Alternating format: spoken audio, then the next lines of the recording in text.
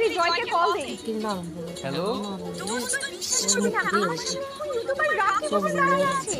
আচ্ছা আচ্ছা দাঁড়া, আমি আসতেছি। গাইস, আজকের ওয়েদারটা কিন্তু অনেক আমি আপনার বিশাল বড় ফ্যান, একটা সেলফি তুলি প্লিজ। হ্যাঁ শিওর।